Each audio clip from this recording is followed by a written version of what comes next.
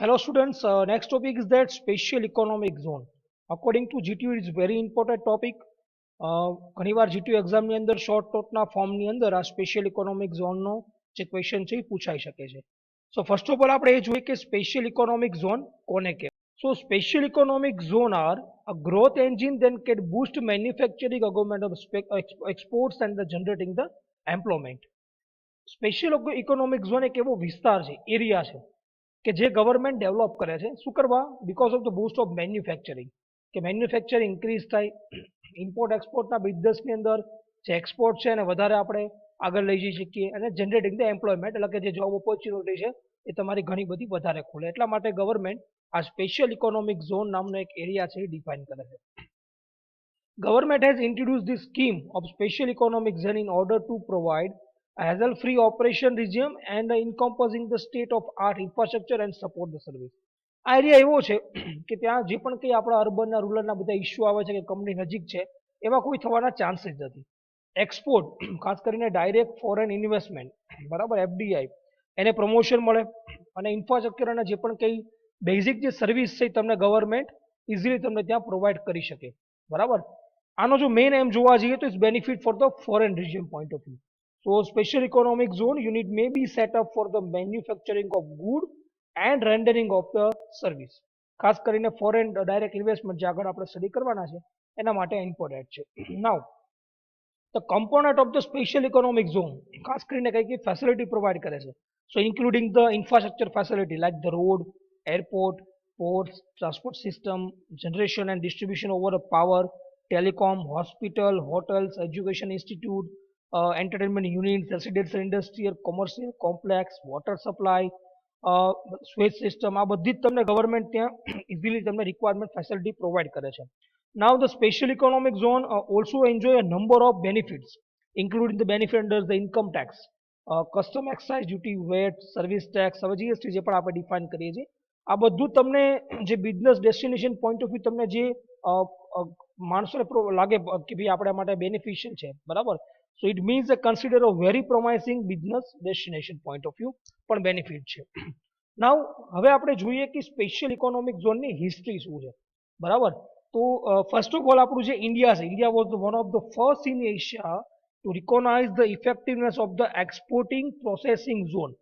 પહેલા આને special economic zone ના કહેતા એને કહેતા એક્સપોર્ટ પ્રોસેસિંગ ઝોન જેનું શોર્ટ ફોર્મ હતું ઇપીઝેડ બરાબર. અને આ ઇન્ડિયા એશિયાની અંદર ફર્સ્ટ ડેવલપ કર્યું model into promoting the export point of view with Asia's first EPZ means the export processing zone. અને જે ડિફાઇન કર્યું પહેલા એક કંડલાની અંદર કર્યું 1965 ની અંદર ગવર્મેન્ટે એસ્ટાબ્લિશમેન્ટ કર્યું જેનું પહેલા નામ શું હતું આપણી પાસે એને એક્સપોર્ટ પ્રોસેસિંગ ઝોન તરીકે એટલે કે ઇપીઝેડ તરીકે એને ડિફાઇન કરતા હતા. હવે જે આ કોન્સેપ્ટ છે ઇપીઝેડ નો એ શું છે તો લેટર ઓન જ્યારે પણ આ કોન્સેપ્ટ છે ઇપીઝોનો was later complement by the scheme like exported oriented scheme એ તરીકે ડિફાઇન કરી અને which be introduce by the ministry of commerce in 1980. and over the year the scheme is underwent the various change આ સ્કીમની અંદર પછી ઘણા બધા એની અંદર ફેરફાર થયા and scope and it expand substantially the compared to the initial scheme. પછી તો ઘણી ઇનિશિયલ સ્કીમ કરતાં પણ એનું જે પણ સ્કીમનું આખું સ્વરૂપ છે એ ચેન્જ થઈ ગયું and which was basically for the manufacture sector with the certain minimum value addition in term of export earning. પહેલાનો મેઇન એમ હતો મેન્યુફેક્ચરિંગ સાઇડ પણ ધીરે ધીરે આની અંદર જે પણ કંઈ એક્સપોર્ટનું જે પણ અર્નિંગનું છે એ પણ આની અંદર ઇન્ક્લુડ થયું. Now, with the view of overcome the shortcoming experience on account of the multiple of control and clearance, absence of the world-class infrastructure, and the unstable the basic region, and the view to attract the large foreign investment in India. તો પછી આને define કરવામાં આવ્યું special economic zone અને એની જે policy છે announce થઈ April 2000 ની અંદર આખી ડિફાઇન કરવામાં આવી.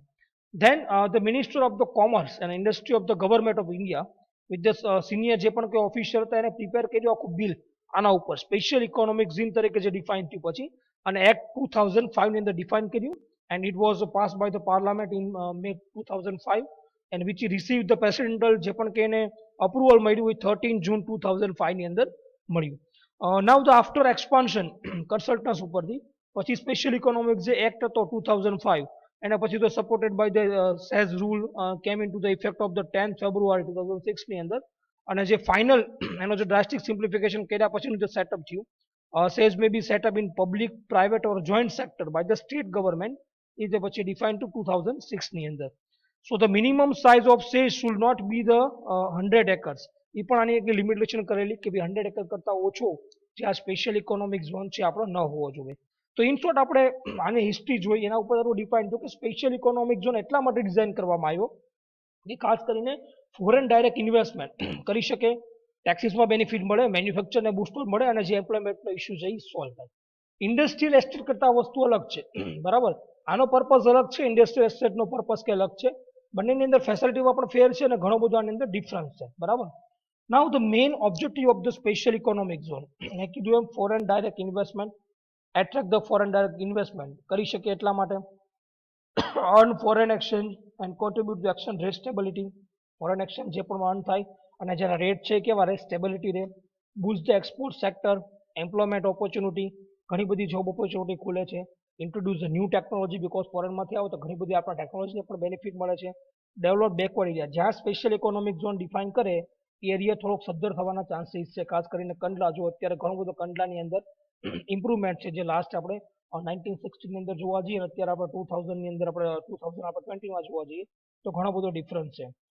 સામે ડિફરન્ટ સેક્ટર પણ અંદર ડિફાઇન થશે તમારી અંદર, ખાસ કરીને સચ તમે કહી શકો electric information technology, R&D, tourism છે, ઇન્ફ્રાસ્ટ્રક્ચર છે, હ્યુમન રિસોર્સ ડેવલપમેન્ટ છે. That are regard as a strategical important to the economic point of view. તો એ પણ આની અંદર બેનિફિટ થશે. નાઉ increase the local enterprise because the create a backward and forward linkage to increase the output and raise the standard of the local enterprise that the supply the good and service of the zone define થશે. એટલે જે local enterprise છે પણ એ પણ કેવું થશે આની અંદર ઇન્ક્રીઝ થશે. ના અમુક સ્પેશિયલ ઇકોનોમિક ઝોનની અંદર એના સમ સાયલેન્ટ પોઈન્ટ પણ આપેલા છે. તો આની અંદર એવું છે કે no licence require for the import, તમારે કોઈ લાઇસન્સની રિક્વાયરમેન્ટ નથી. Manufacturing, trading or service activity આની અંદર અલાઉ છે. Full freedom of the sub contracting, આની તમને ફ્રીડમ મળે છે. No routine examination of export import cargo by custom authorities, continuous તમારું જે કસ્ટમ વાળા આવીને ચેકિંગ કરી એની અંદર ઘટી જાય છે. Special economic zone unit have to positive net foreign exchange earner, બરાબર. ફાઇનાન્શિયલ જે પણ ઇન્ટેન્સિવ છે, ખાસ કરીને taxes, holiday, duty free, import, ખાસ કરીને ડ્યુટીનો ઇસ્યુ બહુ હોય છે ઇમ્પોર્ટ એક્સપોર્ટની અંદર, ત્યાં તમને બેનિફિટ મળે છે. સિંગલ વિન્ડો ક્લિયરન્સ, તમારે બીજી જગ્યાએ જવું ના પડે, એક જ વિન્ડોને તમારું જે પણ કે ક્લિયરન્સ તમારું છે એ તમને મળી જાય. હાઈ ક્વોલિટી ઇન્ફ્રાસ્ટ્રક્ચર મળી જાય તમને ઇઝીલી અવેલેબલ, ઓછા ભાવની અંદર. સ્ટ્રેટેજિકલ લોકેશન એન્ડ માર્કેટ એક્સેસ, ખાસ કરીને જે અલગ અલગ દેશો વાળા કનેક્ટિવિટી હોય એવું કોઈ લોકેશન આમાં સ્ટ્રેટેજિક લોકેશન ફાઇન્ડ આઉટ કરવામાં આવે જેથી માર્કેટ ઇઝીલી આપણે એક્સેસ કરી શકીએ. then special economic zone unit will be exemption from the electricity duty for 10 years, બરાબર. આ એક મોટો બેનિફિટ તમને 10 year તમે ડ્યુટી ભરવા માટે તમને એક આની અંદર રિલેક્સેશન મળે છે. Exclusive arrangement with the SEZ are the law and order, law and order પણ ઇઝીલી આની અંદર સચવાઈ જાય છે. Exemption from the stamp duty, અને જે બેઝિક રજિસ્ટ્રેશન ફી હોય છે જે ટ્રાન્ઝેક્શનની આપણે જ્યારે આપણે લેન્ડ ખરીદીએ કે કોઈ પણ ફાઇનાન્શિયલ આપણે એગ્રીમેન્ટ કરીએ તો એ બધા જ આની અંદર કેવું હોય તમને એક્ઝેમ્પશન મળે છે. તો these are the basic silent feature of the special economic zone, બરાબર. હું તમારી સાથે અહીંયા એક સ્પેશિયલ ઇકોનોમિક ઝોનનો તમને વિડીયો પણ એટેચ કરું છું, એ પણ તમે ખાસ સ્ટડી કરજો અને તમારા પોઈન્ટ ઓફ વ્યૂ પર તમે થોડુંક સર્ચ કરજો આના બોયનો point of view. And then આપણે જ્યારે પણ આપણે લેબ સેશન આવશે ત્યારે આપણે આની અંદર વિડીયોઝ એન્ડ ધેન આપણે ગ્રુપ ડિસ્કશનની અંદર આપણે આ બધા પોઈન્ટ છે વધારે આપણે કવર કરશું.